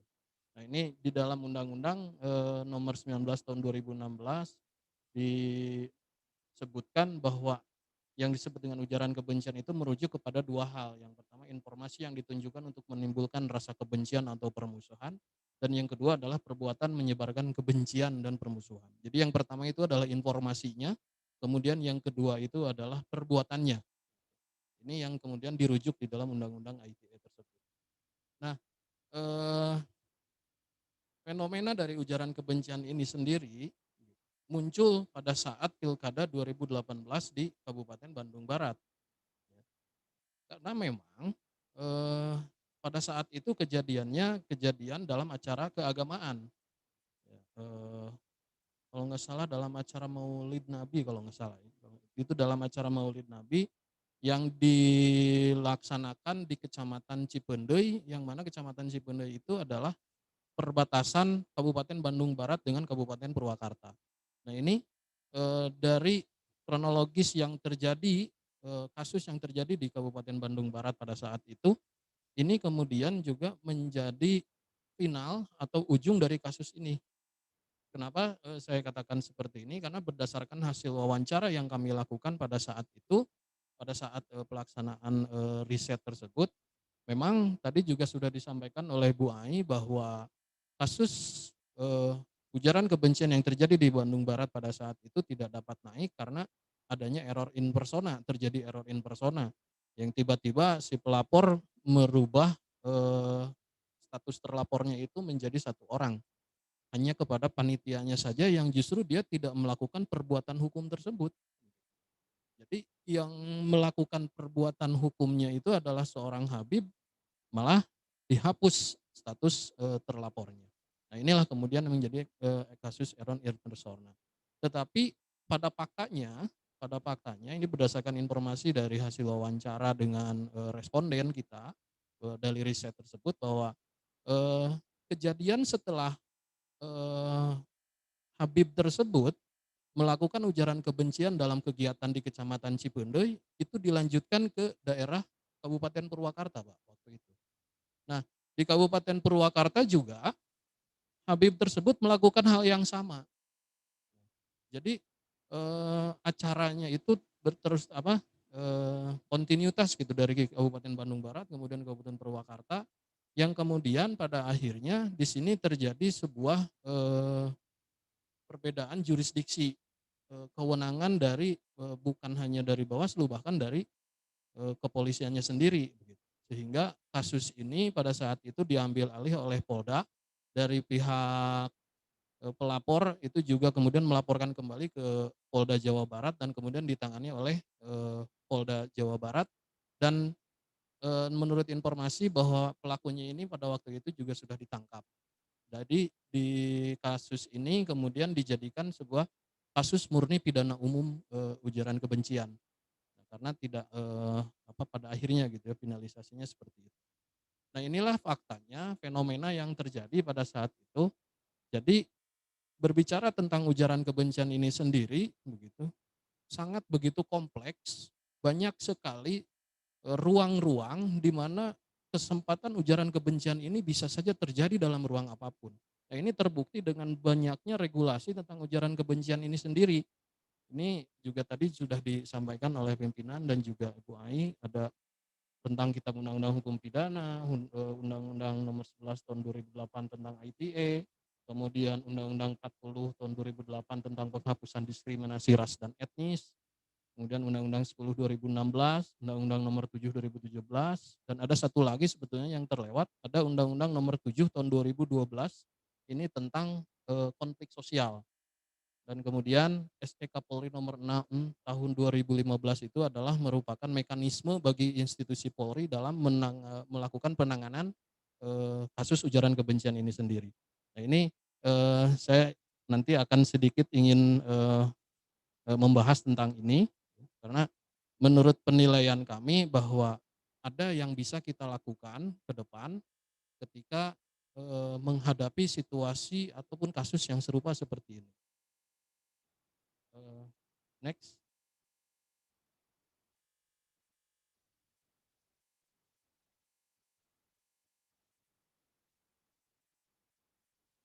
Ya, ini larangan dan sanksi ujaran kebencian. Tadi saya sampaikan bahwasannya banyak ruang-ruang untuk dilakukan terjadinya ujaran kebencian, tetapi justru presentasinya akan meninggi justru pada perhelatan-perhelatan pemilu ataupun pilkada. Tetapi pada faktanya undang-undangnya sendiri, baik itu di Undang-Undang Nomor 10 Tahun 2016 ataupun Undang-Undang Nomor 7 Tahun 2017, ini tidak sepertinya kurang menyentuh ke dalam semua aspek peristiwa ataupun perbuatan hukumnya itu sendiri yang mungkin bisa saja terjadi. Nah, seperti contoh yang terjadi di Kabupaten Bandung Barat. Ini memang tadi juga sudah disampaikan tentang untuk di Undang-Undang 10 ada dalam satu pasal, satu pasal dan 2 huruf tentang ujaran kebencian yang berkaitan dengan ujaran kebencian, kemudian sanksinya juga ada 1. Nah, ini yang kemudian menjadi sesuatu faktanya beginilah mungkin kalau kita sedikit bercerita. Ketika terjadi di lapangan, seperti yang terjadi di Bandung Barat, ketika terjadi ujaran kebencian tersebut, dan dalam situasi kondisi perhelatan pilkada pada saat itu, jadi masyarakat tahunya ketika yang berkaitan dengan hal kampanye ataupun partai politik ataupun calon, maka masyarakat tahunya kalau ada apa-apa yang berkaitan dengan itu tentu lapornya ke Bawaslu, pada saat itu ke Panwaslu. Nah, namun ternyata faktanya di Bawaslunya itu sendiri atau Panwaslunya itu sendiri tidak cukup memiliki amunisi yang cukup banyak dalam menghadapi situasi yang seperti ini. Nah, ini saya pikir salah satu contohnya ya, ketika terjadi hal sedemikian rupa yang kemudian dengan adanya undang-undang yang minim, ya, peraturan yang minim di dalam undang-undangnya itu sendiri, ini kemudian menjadi kendala bagi kita dalam melakukan penanganan ujaran kebencian khususnya. Next.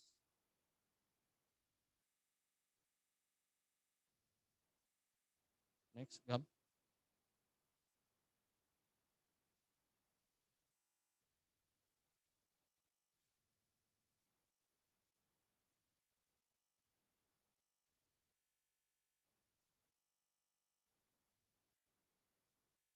Nah, ini yang tadi saya maksudkan mengenai tentang kendala-kendala yang sebetulnya sudah sangat sering kita hadapi ya, baik itu pada saat pemilu ataupun justru pada saat dulu penanganan pelanggaran ujaran kebencian di tahun 2018 di Bandung Barat. Nah ini sebetulnya secara umum saja. Nah tapi ini banyak terjadi hal-hal kendala-kendala yang sering kita temui. Ya, saya kira kawan-kawan juga sahabat-sahabat Bawaslu Kabupaten Kota se-Provinsi Jawa Barat, saya rasa pernah mengalami hal-hal seperti ini. Ini yang pertama ini terdapat ketidaksepahaman antar stakeholder sentra Gakumdu dalam menafsirkan ujaran kebencian dan pemenuhan unsur pasal. Nah, ini terjadi ketika pada saat penanganan ujaran kebencian di Bandung Barat, sehingga kemudian pada akhirnya kasus tersebut statusnya menjadi error in persona, karena pemenuhan unsur pasalnya yang karena ada perubahan status terlapor yang tadinya 2 orang menjadi 1 orang.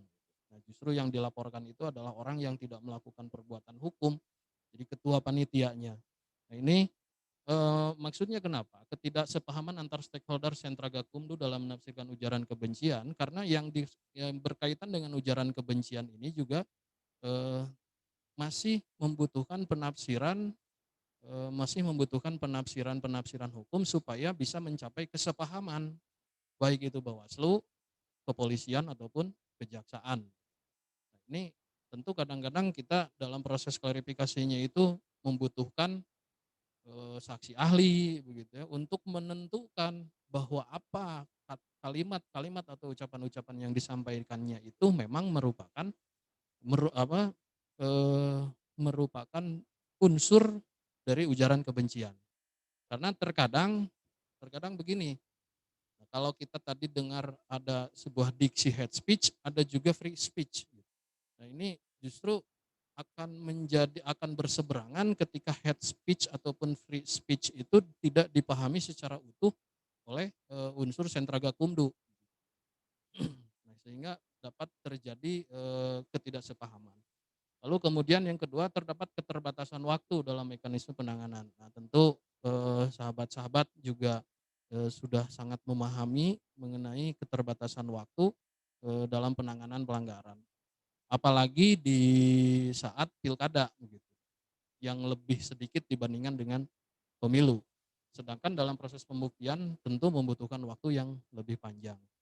Kemudian yang ketiga itu terdapat kekosongan hukum dalam undang-undang pilkada yang bisa menyentuh pelanggaran ujaran kebencian. Nah ini tadi yang juga sudah disinggung oleh pimpinan dan juga Ibu Ai, ketika kasus ujaran kebencian di dalam pasal 69 huruf B dan huruf C itu terjadi ketika pada saat masa kampanye. Tetapi justru ketika perbuatannya itu dilakukan di luar masa kampanye, maka sudah tidak dapat memenuhi unsur pasal ini. Gitu. Ini sehingga kemudian ini menjadi suatu kelemahan tersendiri begitu ya. Artinya ketika terdapat keterbatasan kewenangan yang bisa dilakukan oleh Bawaslu dalam menangani pelanggaran hal-hal yang seperti ini begitu. Karena bisa saja bukan hanya berkaitan dengan ujaran kebencian, ataupun juga dilakukan oleh orang yang tidak ada keterkaitan langsung dengan peserta pemilihannya itu sendiri.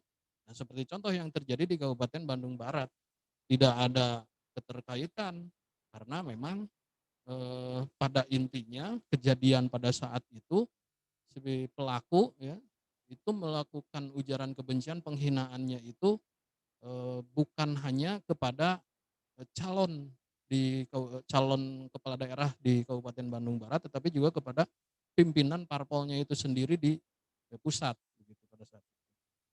Nah, tadi ya nggak apa-apa mungkin ya, mohon izin pimpinan disebutkan karena ini internal. Jadi partai yang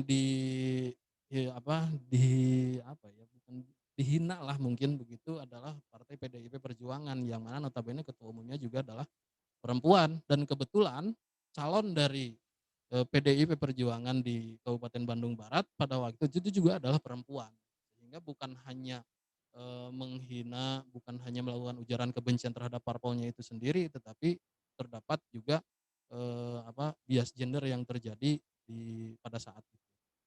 Nah, inilah yang kemudian kami maksud dengan terdapat kekosongan hukum dalam undang-undang pilkada. Lalu tadi saya terakhir tadi saya menyebutkan tentang SE Kapolri nomor 6 tahun 2015. Kalau kita melihat dari isinya itu sendiri, bahwa isinya itu adalah tentang mekanisme-mekanisme bagaimana institusi Polri itu melakukan penanganan dalam kasus ujaran kebencian yang terjadi. Karena di dalam SE tersebut itu memang pada saat itu Kapolrinya Pak Badrudin Haiti itu mengeluarkan SE ini, di dalamnya adalah ada upaya-upaya preventif yang dilakukan oleh institusi Polri ketika dalam menangani proses penanganan pelanggaran.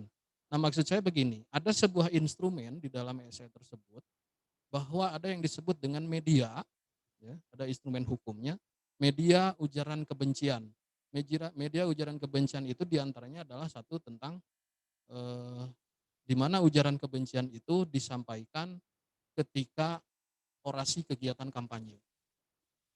Nah, ini artinya kenapa apakah nanti mungkin ya bisa sharing juga dengan kawan-kawan. Kira-kira kalau misalkan kita mengajukan kepada pimpinan kita Bawaslu RI dalam hal ini ke depan mungkin dalam upaya untuk lebih memaksimalkan lagi kewenangan Bawaslu itu sendiri yang notabene hari ini undang-undangnya sudah tidak mungkin direvisi, berarti kan undang-undang pasal ini sudah tidak dapat dirubah. Tapi mungkin bisa ada upaya lain seperti yang dilakukan oleh Polri pada saat itu untuk lebih memudahkan dalam menangani atau mekanisme penanganan ujaran kebencian yang terjadi di masyarakat pada saat itu dikeluarkan SE Kapolri untuk supaya kasus-kasus ini bisa lebih ditangani dengan lebih baik. Nah, ini artinya mungkin bisa kita adopsi barangkali ya, entah mungkin nanti di ruang yang lain barangkali bisa melalui diskusi-diskusi yang lain mengenai kalau misalkan kita meminta atau ya memohon dalam satu kasus-kasus tertentu yang kita kesulitan dalam menanganinya itu mungkin ada suatu aturan-aturan khusus. Nah, seperti contoh dalam kasus penanganan penertiban APK. Ini seringkali kan kita suka mendapatkan permasalahan di lapangan dan karena mungkin biasnya aturan yang harus kita pedomani ketika pada saat melakukan penertiban APK. Nah, demikian juga dengan hal-hal seperti ini, maksudnya adalah untuk mengisi ruang-ruang kosong hukum yang terdapat dalam undang-undang tersebut yang mana hari ini undang-undangnya itu sudah tidak akan lagi direvisi. Mungkin akan ada kesempatan-kesempatan lain di mana kita bisa menutup ruang-ruang kosong tersebut dengan tujuan supaya lebih memaksimalkan lagi dan lebih memberikan trust kepada publik bahwasanya Bawaslu bisa melakukan memiliki kewenangan apa yang diharapkan oleh masyarakat demi menjunjung tinggi nilai demokrasi di Indonesia. Itu mungkin izin pimpinan demikian yang bisa saya sampaikan. Ini mungkin hanya sharing saja karena inilah yang terjadi di Kabupaten Bandung Barat dan inilah yang kami temukan dalam kasus yang terjadi di Kabupaten Bandung Barat. Tentu ada juga kasus-kasus serupa dengan sisi karakter yang berbeda di kabupaten kota yang lain yang pernah dialami oleh kawan-kawan sahabat-sahabat Bawaslu Jawa Barat, terutama kemarin yang sudah melaksanakan pilkada di 8 kabupaten kota. Terima kasih atas perhatiannya. Wallahul muwaffiq ila aqwamit thoriq. Assalamualaikum warahmatullahi wabarakatuh. Waalaikumsalam warahmatullahi wabarakatuh. Baik, terima kasih banyak atas arahan narasumber dan paparan materi dari narasumber. Selanjutnya ada sesi pertanyaan bagi Bapak-Bapak dan Ibu-Ibu sekalian yang ingin menanyakan terkait pemaparan materi seputar ujaran kebencian yang telah disampaikan oleh para narasumber yang luar biasa pada siang hari ini.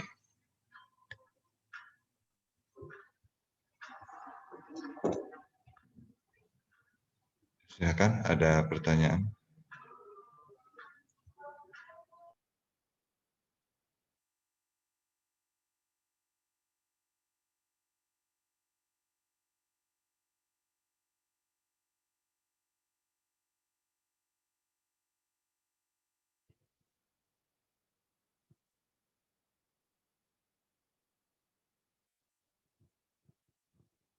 atau barangkali ada sahabat-sahabat yang ingin sharing, mungkin pernah mengalami kejadian yang sama begitu, atau justru mendapatkan kejadian yang sama tapi ada sesuatu yang berbedanya mungkin begitu.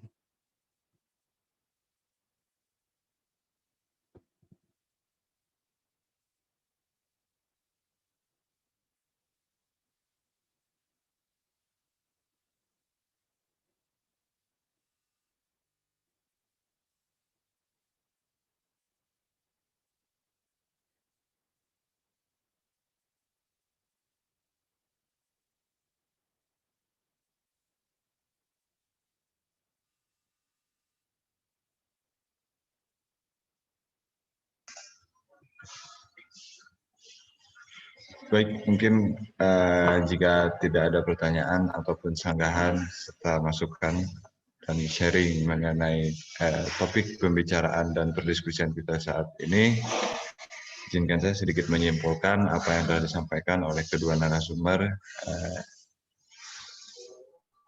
yang telah memaparkan materinya.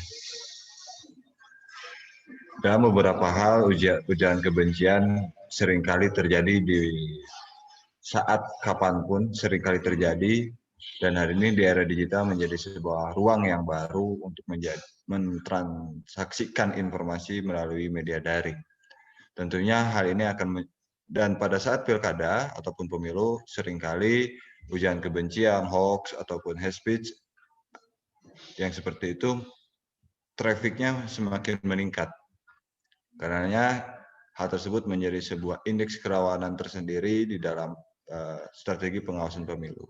Dan kita sebagai penyelenggara pemilu, khususnya dalam pengawasan pemilu, kita perlu mengembangkan strategi pengawasan pemilu terhadap potensi-potensi kerawanan, kemudian meningkatkan partisipasi masyarakat dalam melakukan pengawasan, sehingga di dalam kerangka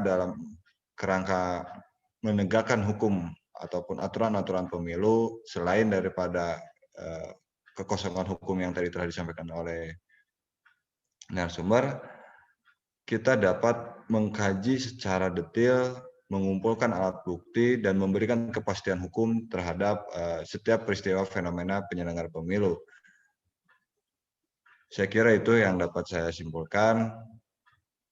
Untuk selanjutnya, mohon maaf apabila penyampaiannya kurang khidmat, mohon ampun apabila penyampaiannya kurang santun. Wallahumma muwaffiq ila aqwamit thoriq. Wassalamualaikum warahmatullahi wabarakatuh. Waalaikumsalam warahmatullahi wabarakatuh. Waalaikumsalam warahmatullahi wabarakatuh.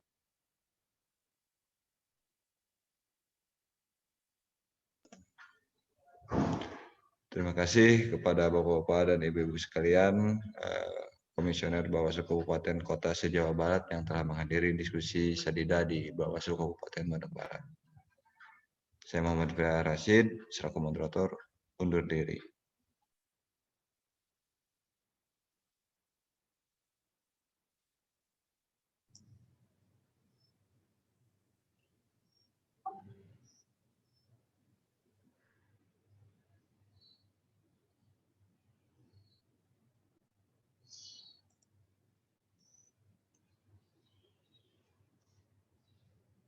Dah ini teh ya.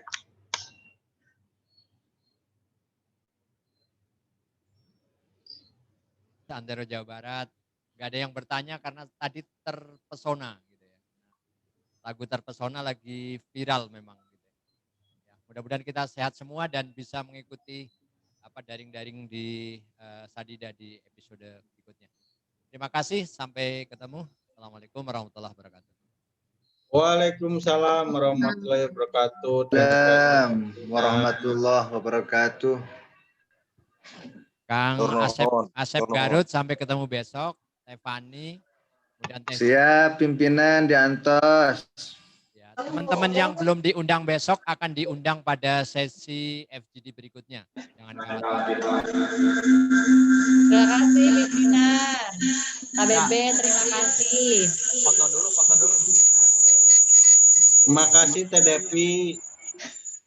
Kembali kasih Banjar yang punya wilayah. Salam kasih buat semuanya. Pak Asep, jangan lupa Bu Rayot disiapin. Ya, baik, ada di Dr. Haji Ipa. Izin ya, Pak Dayana. Assalamualaikum.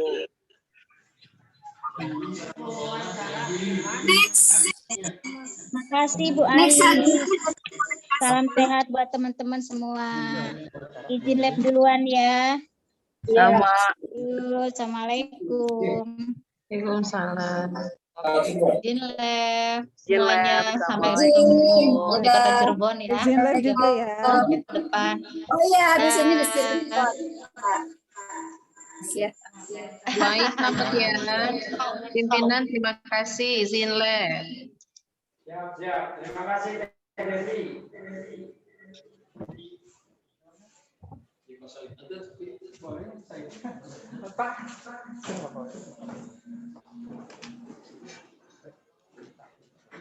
Hah? Saya pakai masker nggak? Nggak apa-apa. Dibuka aja Pak, biar nanti gambarnya.